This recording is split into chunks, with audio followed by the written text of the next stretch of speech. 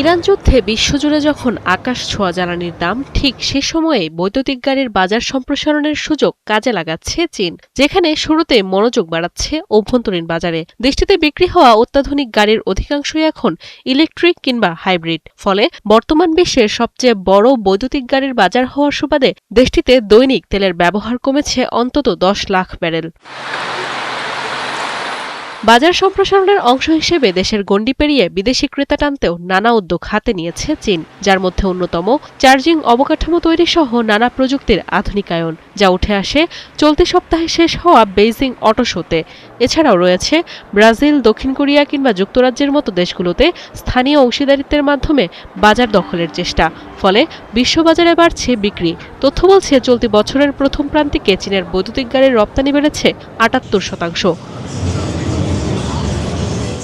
এদিকে বৈদ্যুতিক গাড়ির বাজার সম্প্রসারণে লেভেল প্লেইং ফিল্ড তৈরিতে কাজ করছে ইউরোপ। সেই সুযোগে খুব দ্রুত বাজার দখল করছে চীনা কোম্পানিগুলো। তথ্য বলছে বছরের প্রথম প্রান্তিকে ইউরোপে চীনা গাড়ি বিওয়াইডির নিবন্ধন বেড়েছে 170%। তবে চীনের এই গতিকে আটকে দিতে নানা কৌশল অবলম্বন করছে যুক্তরাষ্ট্র। দেশটির বাজারে প্রবেশ সীমিত করতে সামনে আনছে জাতীয় নিরাপত্তার অজুহাত। এছাড়া বিশাল শুল্কের দেয়াল তুলে দেওয়ার পাশাপাশি নিষেধাজ্ঞা আরোপ করছে বিভিন্ন সফটওয়্যারে। এত কিছুর মাঝেও চলতি মাসে শি জিনপিংয়ের সাথে ট্রাম্পের আলোচনা আশার আলো দেখাচ্ছে, যেখানে ঘুরে ফিরে আসছে একই প্রশ্ন: বিশ্বজুড়ে বৈদ্যুতিক গাড়ির ক্রমবর্ধমান চাহিদা যুক্তরাষ্ট্রের রুদ্ধ দরজা খুলবে কিনা, সেটি এখন দেখার অপেক্ষা।